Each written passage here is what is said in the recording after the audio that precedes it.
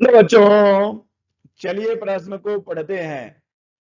यदि n आवृत्ति का ध्वनि स्रोत किसी स्थिर श्रोता से दूर vs वेग से जा रहा है तो श्रोता को सुनाई पड़ने वाली ध्वनि की आवृत्ति होगी।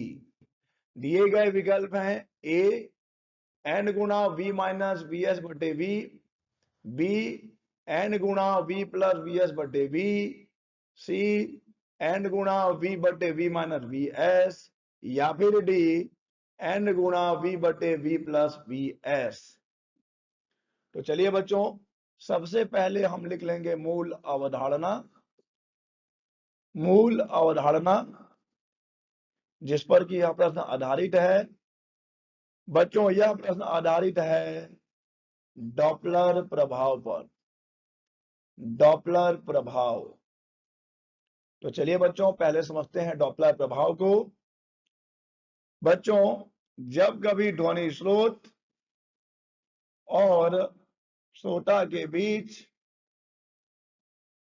आपेक्षिक गति होती है, जब कभी भी ध्वनि स्रोत और श्रोता के बीच आपेक्षिक गति होती है, तब बच्चों श्रोता को ध्वनि स्रोत की आवृत्ति में परिवर्तन प्रतीत होता है। ठीक है बच्चों, ऐसा श्रोता को प्रतीत होता है कि ध्वनि स्रोत की आवृत्ति में परिवर्तन हो रहा है, और आवृत्ति में होने वाली इसी आभासी परिवर्तन को बच्चों कहा जाता है डॉपलर प्रभाव।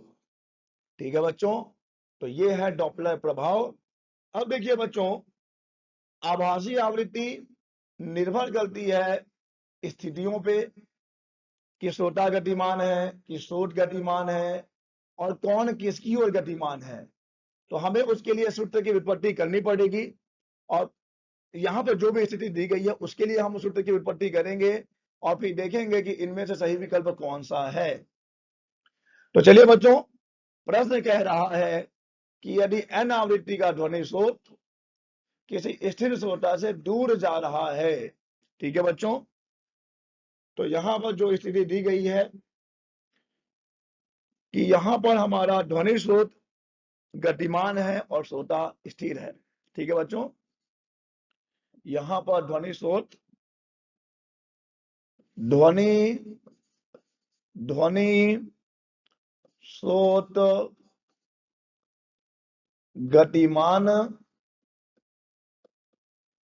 स्रोत गतिमान है और श्रोता क्या है बच्चों, और श्रोता स्थिर है। श्रोता स्थिर है। तो चलिए, इस स्थिति के लिए हम आभासी आवृत्ति ज्ञात करते हैं।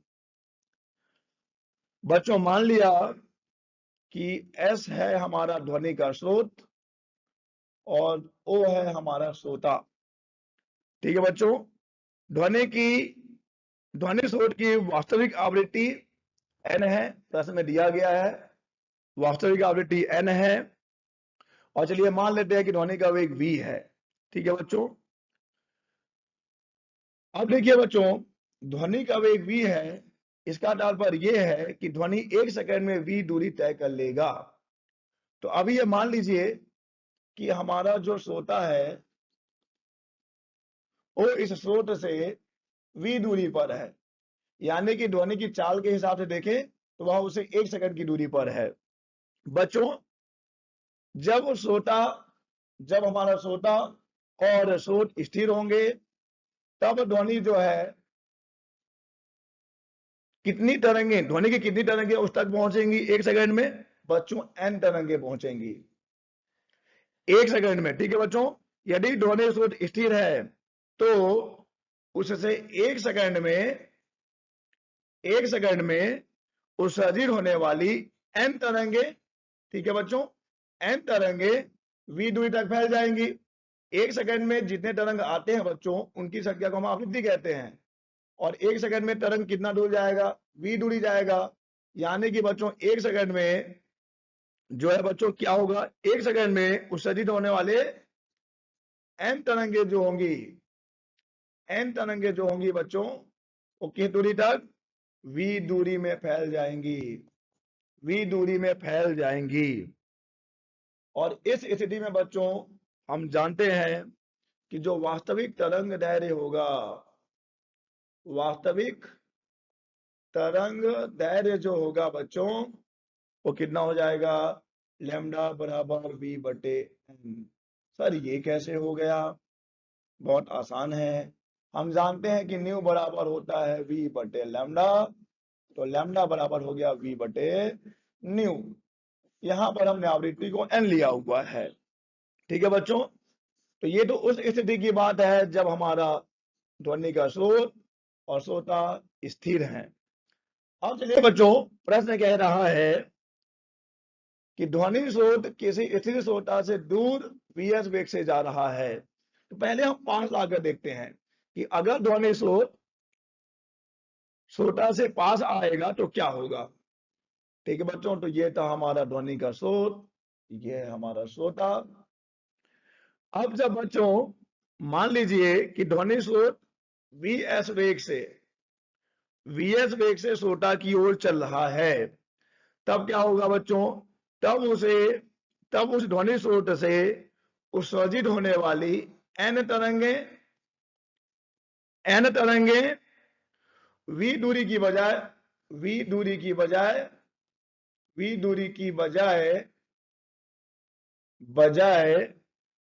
v माइनस vs दूरी में ही सिमट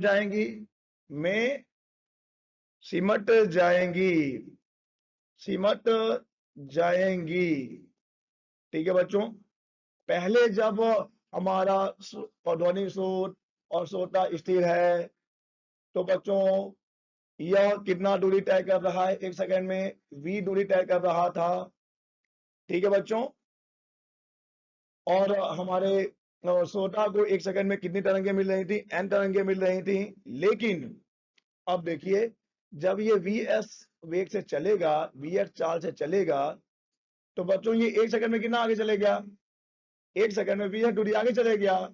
यानी कि अब हमारे ध्वनि तरंग को केवल और केवल v माइनस vs दूरी ही तय करनी है। ठीक है बच्चों, एक सेकंड में ध्वनि तरंग कितना दूरी तय करेगी, अब v माइनस vs, क्योंकि एक सेकंड में ध्वनि श्रोता की ओर कितना दूरी चले गया बच्चों, vs दूरी चला गया है। बच्चों इस स्थिति में जो आभासी तरंग दैर्ध्य होगा, जो आभासी तरंग दैर्ध्य होगा, देखिए बच्चों क्या हो जाएगा, लैम्डा डैश बराबर v माइनस vs बटे n हो जाएगा। ठीक है बच्चों, ये है लैम्डा डैश बराबर v माइनस vs बटे n। अब मान लीजिए बच्चों कि इस स्थिति में आभासी आवृत्ति n डैश है, तो बच्चों आभासी आवृत्ति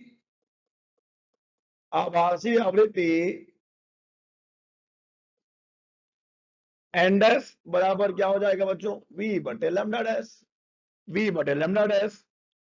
चलिए लैम्डा डैश का मान रखते हैं, तो n डैश बराबर v बटे v माइनस vs बटे वास्तविक आवृत्ति। तो बच्चों ये आ जाएगा n डैश बराबर v बटे v माइनस vs गुणा n। ठीक है बच्चों, और आप यहां देख सकते हैं कि v का मान बड़ा होगा v माइनस vs से, यानी कि आभासी आवृत्ति बड़ी होगी या ज्यादा होगी वास्तविक आवृत्ति से।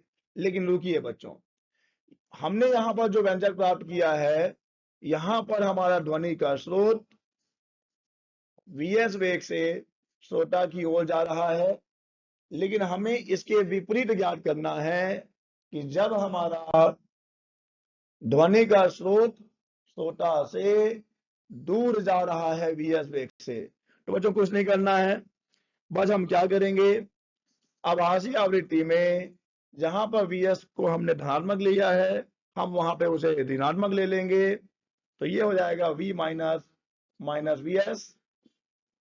ठीक है बच्चों, v minus minus V S और गुणा n। तब बच्चों n डैश बराबर आ गया v बटे v प्लस वी एस गुणा n। और यहां पे आप देख सकते हैं बच्चों कि v का मान कम होगा v प्लस वी एस से, यानी आभासी आवृत्ति भी कम होगी वास्तविक आवृत्ति से। तो देखते हैं बच्चों सही विकल्प कौन सा है। v बटे v plus V S, v बटे v प्लस वी एस। बच्चों सही विकल्प है डी। जब n आवृत्ति का ध्वनि स्रोत किसी स्थिर श्रोता से दूर vs वेग से जा रहा है तो श्रोता को सुनाई पड़ने वाली आभासी आवृत्ति हो जाएगी n गुना v बटे v प्लस वी एस। तो इस प्रश्न का सही विकल्प है डी। आशा करते हैं आपको समझ आया होगा। धन्यवाद।